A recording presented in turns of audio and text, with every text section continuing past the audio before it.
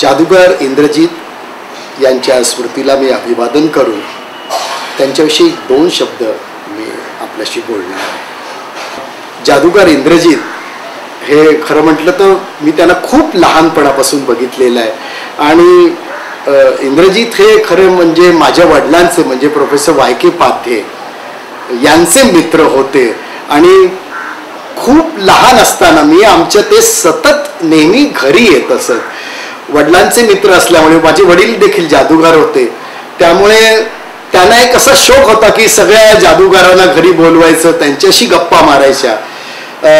ते खूप बोलके होते आणि मला वाटतं जादूगार इंद्रजित हे देखील त्यांचा स्वभाव खूप बोलका आणि खूप आपलेपणाने असं एखाद्या बद्दल बोलायचे आणि त्याहीपेक्षा जादूबद्दल त्यांना एक फार अशी तळमळ होती आणि ज्या तळमळीने ते कार्यक्रम करत किंवा त्याविषयी बोलत हे आमच्या वडिलांना खूप आवडलं, म्हणून ते आमच्याकडे वरचेवर असे यायचे आणि लहानपणापासून मी त्यांना बघितलेलं आहे.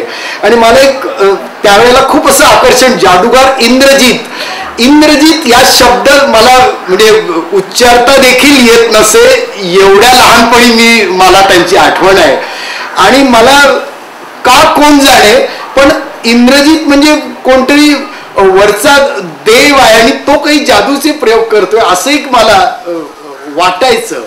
आणि सुदैवाने मला अजूनही आठवतं की त्यांचा मी पहिला प्रयोग बघितलेला होता शिवाजी मंदिरमध्ये आणि वडील मला घेऊन गेले होते त्या कार्यक्रमाला आणि खूप चांगला असा मला वाटतं सर्व मोठा असा कार्यक्रम त्यांचा होता. आणि मला त्यातलं एक जादूचा प्रयोग का माहिती नाही, पण मला एवढ्या वर्षांनी आता म्हणजे 45 वर्ष होऊन गेले असतील, त्याहीपेक्षा जास्त असतील, तो मला अजूनही आठवतो. त्यांचं एक ग्लासमध्ये त्यांनी काही पाणी टाकलं आणि ते ग्लास दुसरीकडे ठेवलं आणि ते नाहीच झालं आणि पुन्हा ते तिसरीकडनं ग्लास आलं. हा अतिशय साधा असा वाटणारा प्रयोग त्यांनी ज्या पद्धतीने काही तो जो सादर केला होता तो खरंच दाद देण्याजोगा होता. म्हणजे मला त्यावेळेला काही कळत नसे, पण मला तो माझ्या मनात अतिशय चांगल्या प्रकारे ठसला आणि नंतर मी त्यांचे बरेच कार्यक्रम बघितले. पण मला का कोण जाणे, मला तो जो पहिला कार्यक्रम बघितला ना तो मला खरंच अजूनही आठवतो आहे.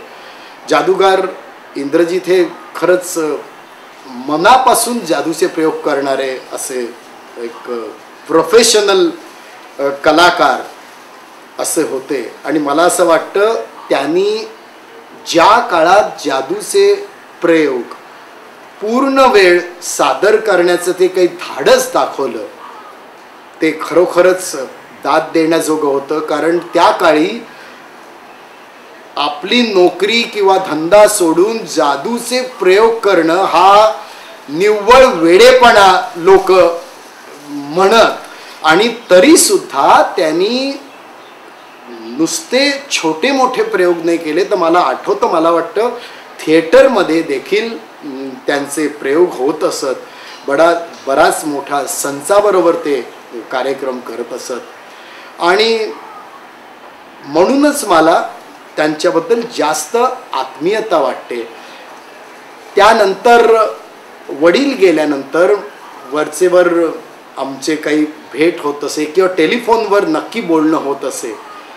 आणि म्हणजे मला जणू काही त्या मुलासारखं मानत, कारण बऱ्याच वेळेला असं होतं की एखादा कलाकार असतो की त्यांचा टेलिव्हिजनवर झाला किंवा एखादा कार्यक्रम झाला तर अनेक फोन त्याला येतात आणि त्याला बरं वाटतं. परंतु आपल्या माणसानी एखादा फोन करणं किंवा 2 शब्द त्याबद्दल बोलणं, आपलं कौतुक करणं, याला एक निराळं एक वेगळं असं वाटतं त्या माणसाला. म्हणूनच माझं बऱ्याच वेळेला म्हणजे मला खरंच आश्चर्य वाटायचं की ते एवढे बिझी होते, जादूचे प्रयोग करत असत, बाहेरगावी जात असत, तरी मला आवर्जून माझं कुठेही पेपरमध्ये किंवा कधी टेलिव्हिजनवर बघितलं तर मला ते आवर्जून फोन करत त्याच्याबद्दल सांगत, जर त्यांना काही आणखीन त्याच्यात सुचवायचं असेल तर ते सुचवत, जणू काही आपलेपणाने आपल्या घरातल्या मुलाला जसं सांगतो तसं ते मला सांगत. मला खरंच अभिमान वाटतो की अशी माणसं सुदैवाने मला भेटली आणि म्हणून मी थोडीफार काही माझी प्रगती करू शकलो. जादूगार इंद्रजीत हे खरंच उत्तम दर्जाचे असे जादूगार होते आणि मला असं वाटतं की आपल्याकडे जे काही जादूगार आहेत छोटे मोठे आपल्याकडे पण आहेत, आज देखील जादूचे प्रयोग पूर्णपणे पूर्ण वेळाच करणारे फार थोडे असे जादूगार आहेत आणि त्यामध्ये जादूगार इंद्रजीत यांचं मी नाव घेऊ शकेन.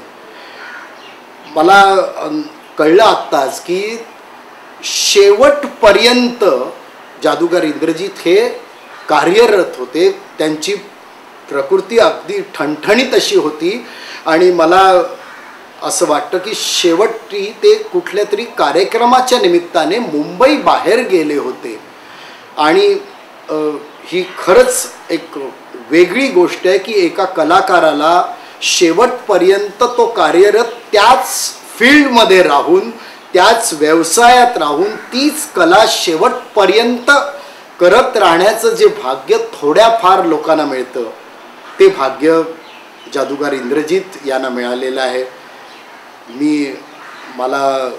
मी खरंच त्यांच्या स्मृतीला मी अभिवादन करतो आणि मला आणखीन एक मी शेवटी एवढंच सांगावंसं वाटतं की त्यांनी स्वतः जादूचे प्रयोग केलेच, पण मला त्याहीपेक्षा चांगली आणि अभिमानाची गोष्ट अशी वाटते की त्यांची दोन्ही मुलं मधुगंधा आणि स्नेहराज हे देखील जादूच्या व्यवसायात आहेत आणि त्याच पद्धतीने त्याच जोमाने ते कार्यक्रम करतायत. यापेक्षा अभिमानाची आणि आनंदाची गोष्ट नाही. मी त्या दोघांनाही माझ्या मनापासून शुभेच्छा देतो आणि पुन्हा एकदा त्यांच्या स्मृतीला अभिवादन.